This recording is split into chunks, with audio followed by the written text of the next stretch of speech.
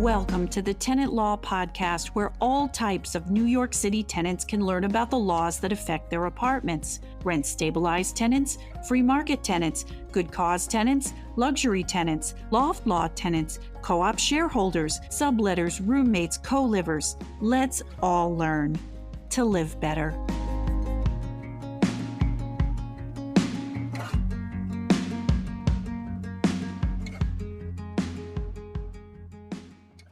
Welcome to the Tenant Law Podcast. I'm Michelle Idkowitz.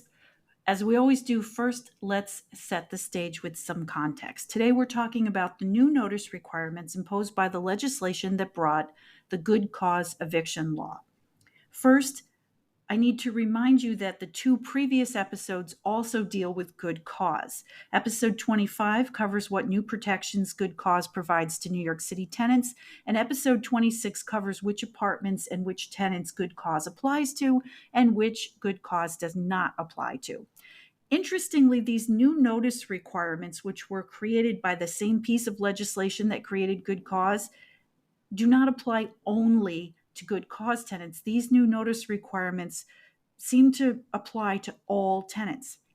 And that's because the new rule is that when you sign a new lease or when you renew a lease, the landlord needs to tell you whether the apartment is subject to good cause. And if it's not, the landlord needs to tell you why it's not subject to good cause. And again, I'm not going to go over what all those protections good cause gives you are, because for that, you need to go back and listen to episode 25.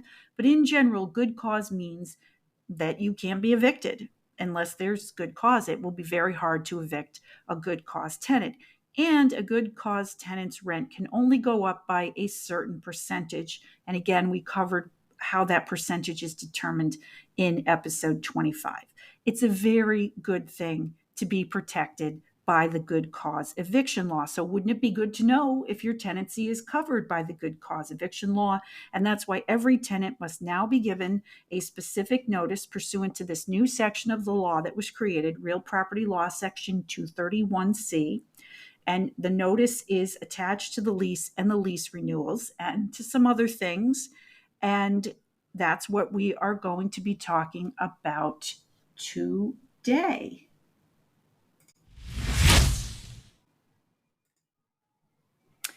Okay, the newly required notice has 4 parts.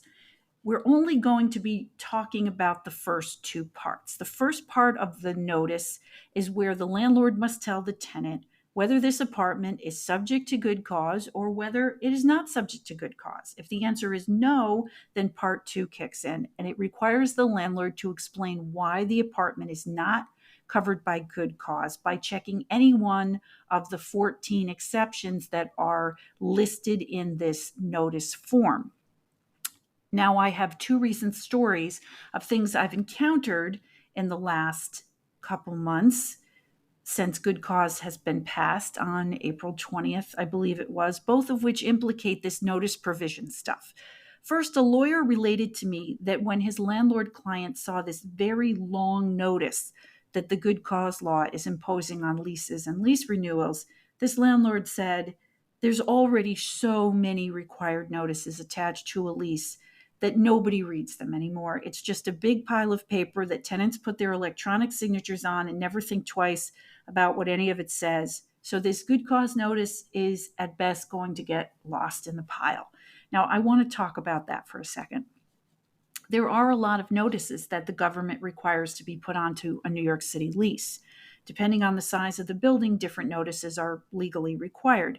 You have things like your window guard notice, your bed bug notice, your smoke detector notice, and many more. If you're rent stabilized, you also get a 12-page rent stabilization rider promulgated by the DHCR. And your standard lease these days is not 2 to 4 pages. Leases can themselves be many pages long. So there is some truth to the suggestion that the more paper you add to a lease in the name of protecting tenants, the less tenants may read that pile of paper and be aware of the protections contained in the pile of paper. I know this because I get 400 calls a year from tenants who are often asking me questions, the answers to which might be right there in their lease package. I often say that we live in a world now where it's not about the information being hidden from people. The information is out there. The fact is, there's just too much information and it's hard to sort through.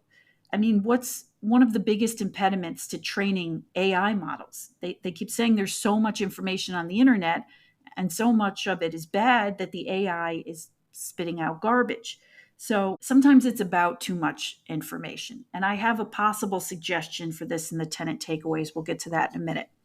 The next thing we need to talk about is the fact that these good cause notice requirements don't kick in until I think it's August 20th, 2024. That's 120 days from when the law was passed on April 20th, 2024. And that brings us to the next interesting thing that I need to tell you about. There's an urban myth going around that no part of the good cause law kicks in until August 20th because this notice requirement doesn't kick into the 20th. That's simply not correct. The main part of the law itself, kicked in immediately on April 20th, 2024. So, in the meantime, while we wait for these notice requirements to kick in, there are some landlords out there that seem to be misinforming tenants about their rights. And this one is very interesting. A gal called me up and her rent is $7,000 a month, and it's time to renew her lease. Now, that's an interesting number because I said to her, well, if your landlord's telling you that good cause doesn't apply to you, it must be that you are in a 2-bedroom apartment. And she said, no, no, no, I'm in a 3-bedroom apartment. Now let's go over this. And you can find these numbers on a form that's actually published by the DHCR. And I'll put that link in the show notes. One of the reasons your apartment might not be subject to good cause is the rent is too high. And that's also calculated on a formula that we talked about in episode 26. So the threshold for a 1-bedroom is if your rent is over $6,005, good cause won't apply to you. If you're in a 2-bedroom apartment, good cause will not apply if your rent is more than $6,742. And if you're in a 3-bedroom apartment, the cutoff, which means no good cause for you, is $8,413. That's currently. That will change every year depending on, I think it's the consumer price index. So this person was right between 6,700, which is 2 bedrooms, and 8,400, which is 3 bedrooms, with her $7,000 a month rent. So I said, well, if the landlord is telling you it doesn't apply, it must be because you're in a 2-bedroom apartment. She said, no, no, no, I'm in a 3-bedroom apartment. I said, well, go ask the landlord why he's claiming you're not subject to good cause. She did. And sure enough, the landlord came and said, well, you're only in a 2-bedroom apartment. That other room is an office or an alcove or it's a something, but it's not a 3rd bedroom. So, I mean, the landlord obviously wanted to turn the 3-bedroom apartment into a 2-bedroom apartment so that the threshold would be lower. And if it's lower, then she would be excluded with the rent she was paying. So that is an example of the shenanigans that are going on out there that you couldn't even predict. So some tenant takeaways have emerged from this for me. But first, housekeeping. This is not legal advice and I am not your lawyer, but because I am a lawyer, this might be considered legal advertising. If it's legal advertising, it is terrible because I am asking you not to contact me. This pod is not a commercial for me or my law firm. This is simply the podcast that I always wanted to make. Email us with your questions to answer on the pod. If you like our work, please give us the 5 stars and put this podcast on your socials. It is time for the tenant takeaway. Tenant takeaway time. We have 2 tenant takeaways today. First, read your lease. So I'm going to give you an exercise. The next time you're presented with a lease, read it, read all of it, even if it's excruciatingly long.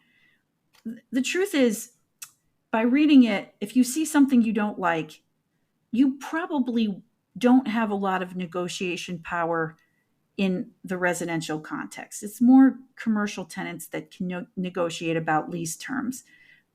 But then again, in the residential context, the more your rent is, the more wiggle room you're going to have.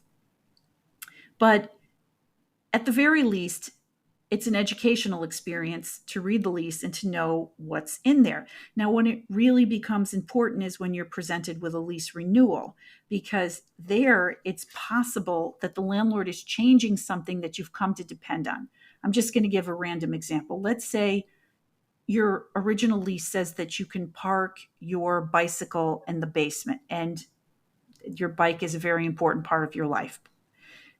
And then the renewal says you can't put anything in the basement anymore, no more use of the basement for you. That's going to be significant, and that's going to be something you're going to want to catch at that point before you sign the renewal. I want to remind my rent stabilized listeners that their lease renewals are never supposed to change anything substantive like that. But for everybody else, this is something to keep your eye on. I have a suggestion. There are a lot of apps out there that will read stuff to you while you're on the treadmill or folding laundry. And you could load your lease document into that and just have it read it to you. A lot of it might sound like blah, blah, blah, but you'll catch more than you think. I read every landlord and tenant case that's published within a few months of them coming out. It's part of my job. And the way I accomplish that is I have one of these apps that reads things to me. I put it on like double speed and I load the cases in. And while I'm scooping the cat box or folding laundry or making tea, it's always reading. You can see me walking around the house and it's always reading cases to me. Second, tenant takeaway. If after August 20th, 2024, you're not getting a notice that tells you that you are not subject to the good cause law and you are anybody other than a rent stabilized tenant or a tenant in affordable housing, then you should be suspicious and ask for that notice. Now, I'm excluding rent stabilized tenants and tenants in affordable housing because, well, for one thing, you're not subject to good cause. Those are exceptions to good cause, that you're rent stabilized or that you're in affordable housing. But also, too, what do you care? Because by being in an affordable apartment that's based on your income or by already being rent stabilized, you guys have a better deal than the good cause tenant has. So you're not worried about good cause. But for everybody else who's being presented with an apartment as free market, you should be getting this good cause notice. The whole point of it, the whole reason for it is to tell you if you're exempt, why you're exempt. You're not supposed to be left guessing about that. And there you have it. Remember, New York City, the law belongs to you, but your ownership of the law is only as great as your understanding of the law. So let's learn to live better. I am Michelle Itkowitz, and this is the Tenant Law Podcast.